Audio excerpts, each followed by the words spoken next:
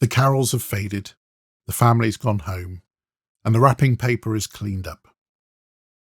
In the quiet of 26th of December, after all the chaos, the man at the centre of Christmas becomes a question that we pack away for another year. But what if this year, on the day after Christmas, we finally face the one decision that we cannot avoid? For many of us, the Christmas story is a comfortable tradition. We admire Jesus and we respect his moral teachings. But then comes the day after Christmas.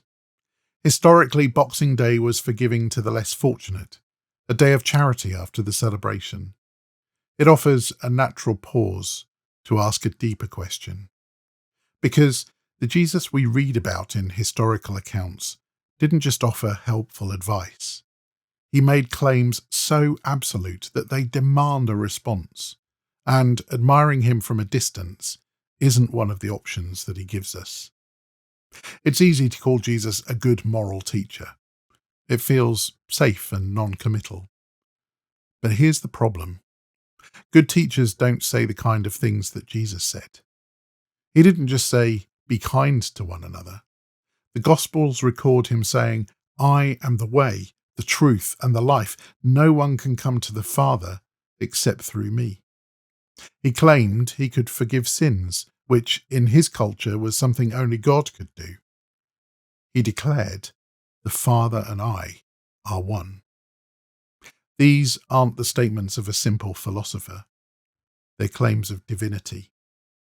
And once someone makes that claim, you can't just call them a good teacher. You're forced into a decision that we often pack away with the Christmas ornaments. But the question remains. This is where the writer and former skeptic C.S. Lewis comes in. He framed this problem with a powerful argument known as the liar, lunatic, or Lord trilemma. Lewis argued that when you look at what the Gospels record Jesus saying, you're left with only three real possibilities. First, he was a liar. He knew he wasn't God, but he scammed everyone for fame or power. But if that's true, then he's not a great moral teacher. He's a hypocritical con artist. Second, he was a lunatic, a man who sincerely, but tragically, believed he was God. But when you read the Gospels, you find someone with incredible wisdom, with incredible compassion, and with incredible poise, even while facing death. That doesn't sound like insanity. So, if he's not a liar and not a lunatic, then you're left with one option. He is Lord. He is who he claimed to be, the Son of God. Lewis's point is that calling Jesus just a great human teacher is the one option that isn't logically on the table. Choosing Lord isn't just about winning a logical argument, though. It's the beginning of everything else. It takes the story of Jesus from a yearly tradition to a living reality that can change you. When you accept that Jesus is who he says he is, you just don't get a new set of rules.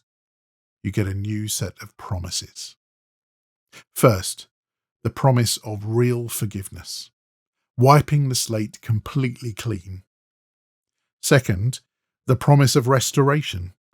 He doesn't just forgive your past, he starts to heal the broken parts of your present.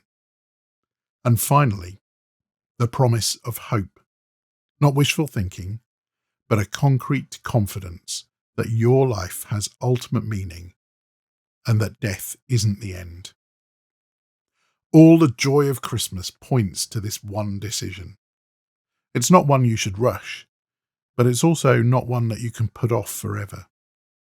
So maybe this Boxing Day, in the quiet after the storm, is the perfect time to unbox this question for yourself, to move past just admiring Jesus and genuinely ask if you're ready to trust him. If the logic is pointing you in one direction, maybe it's time to see where it leads. If this is a decision you're wrestling with, you're not alone. I encourage you to subscribe and check out other videos on this channel where we tackle these big questions. The Christmas season is over, but its central figure remains. He isn't silently waiting in a manger for next year. He's actively asking you and me, who do you say that I am? A liar? A lunatic? Or the Lord who offers forgiveness, restoration and hope? That's the decision we can't avoid. And it's the one decision that could change everything that comes next. I'm Rob Westwood-Payne, and this has been the Battle Drill Daily Devotional.